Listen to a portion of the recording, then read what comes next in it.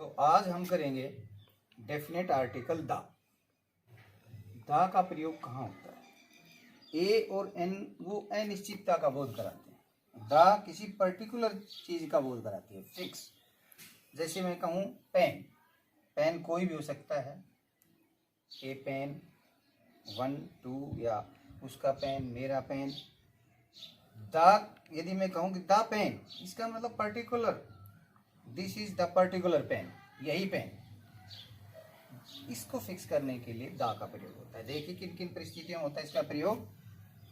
जब किसी चीज का पहले जिक्र किया जा चुका हो, किसी भी वर्ड का, किसी चीज का, किसी संज्ञा शब्द का पहले कोई जिक्र हुआ हो और उसी शब्द का या उसी चीज का दोबारा जिक्र हो रहा हो, पुनः जिक्र हो रहा हो, या फिर बार बार हो रहा हो, वही वर्ड बार बार आ रहा हो, तो शुरू में तो जो आर्टिकल लगना है वो लगेगा। उसके बाद उसको द का मतलब होता है वह या वही। द मीन्स होता है वही। अब देखिए आई हैव, शुरू में तो क्या आएगा? ए डॉग, मेरे पास एक कुत्ता है।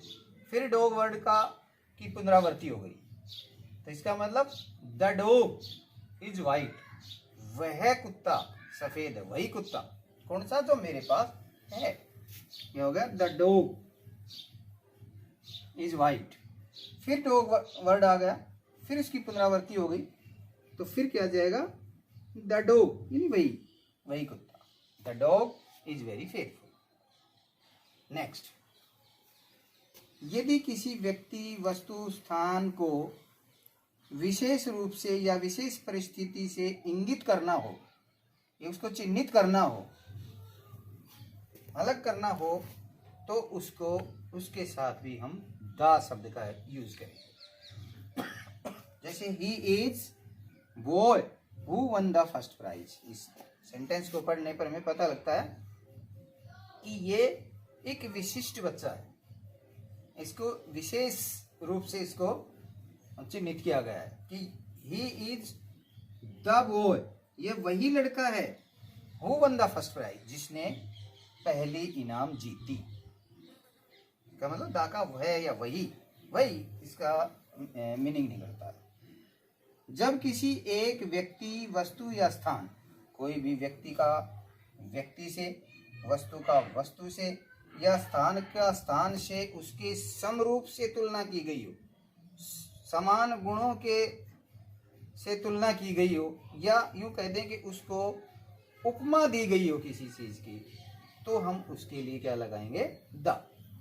Kashmir is the Switzerland of India, यानी कश्मीर को हमने स्विट्जरलैंड की उपमा दी थी। इसी तरह से Ramesh is the Dhoni of our team, Ramesh हमारी टीम का धोनी है, यानी रमेश को धोनी की उपमा दे दी, इसलिए धोनी के साथ द आ गया। हाँ, आगे देखो। अब ऐसे किसी देश, राज्य, संस्था या संगठन, उसके नाम के साथ जो एक से अधिक शब्दों से मिलकर बना हो, जो एक से अधिक शब्दों से मिलकर बना हो या बहुवचन में हो, तो वहां द का प्रयोग होता है।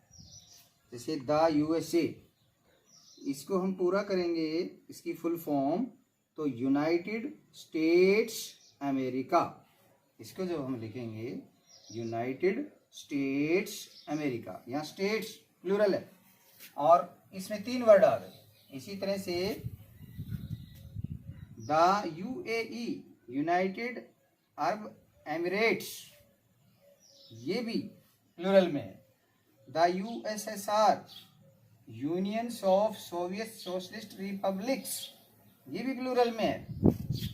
The UK, the United kingdoms, ये भी प्लूरल में है।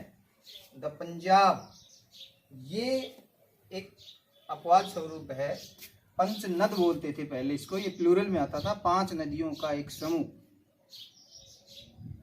इसलिए इसको बाद में पंजाब नाम रखा, ये पंचनद था, इसलिए इसके साथ द का प्रयोग होता है।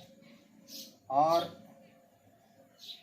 जैसे द वेस्ट इंडीज, ये प्लूरल में है, वर्ड एक है।